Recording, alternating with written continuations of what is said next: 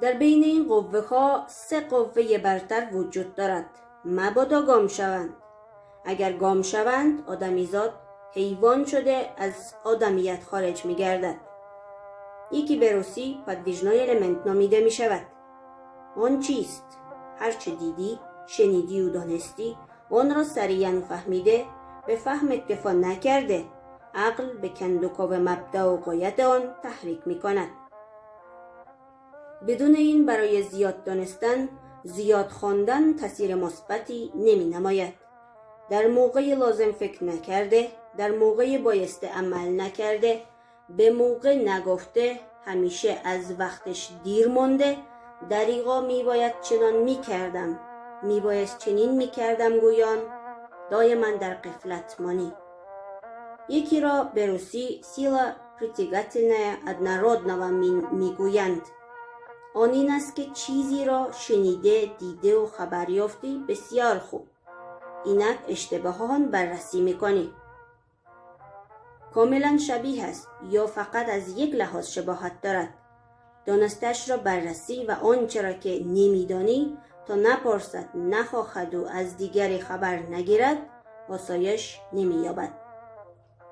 سومی به روسی впечатлительность сердца نام دارد، یعنی اگر قلب را از غرور، سودجویی، سبکسری و بی‌تفاوتی پاک نگه داشته و به این 4 چیز آلوده نسازد، آنچه از خارج وارد می شود تصویرش در آینه قلب روشن و واضح خواهد افتاد. چنان چیزی در وجودت پخش شده و نمیگذارد از یاد برود. اگر با آن 4 چیز دلت را بیالایی، آینه قلب خراب می شود یا کج یا کدر نشون می دهد. پس از آن چیز فهم صحیح ممکن نخواهد بود. هر آنچه با قوه تن از خارج به دست آورده و در خارج ذخیره می کنی دولت نامیده می شود. اگر انواع آفات آن را نمی دانستی، نمی توانستی حفظش کنی. نام چیزی مشابه آن در درون که با قوه جان فراهم آورده ای، عقل و علم است. بر آن هم چیزهایی هست که آسیب می رساند. اگر آن را ندانی و مراقب نباشی از دست می دهی. به علاوه هر چیز خوبی اندازه دارد و اگر از اندازه بگذرد به کار نمی آید.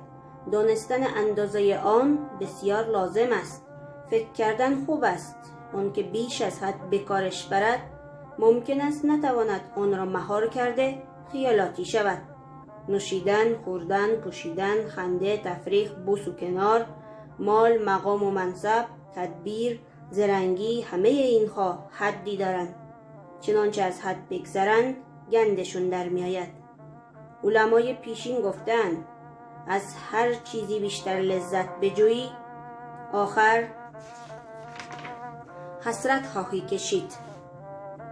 باز محفی نماند از آن 3 قوه یاد شده 2 تایش یعنی подвижной element و притягательная однородного قابل ترکیبند.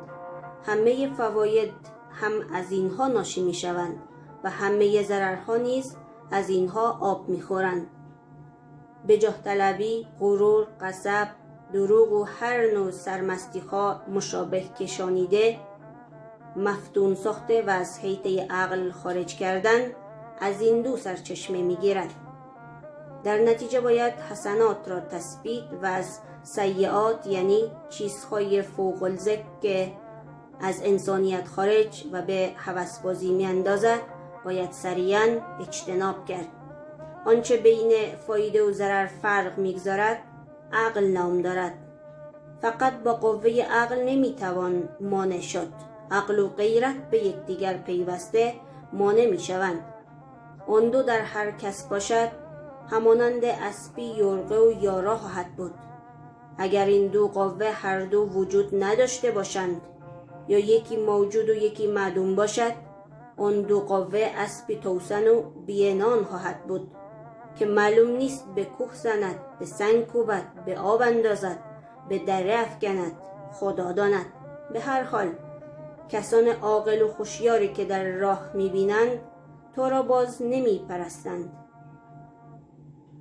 تو را اختیاری نیست، سر به هوا تا دم مرگ مسخره میمانی و بس.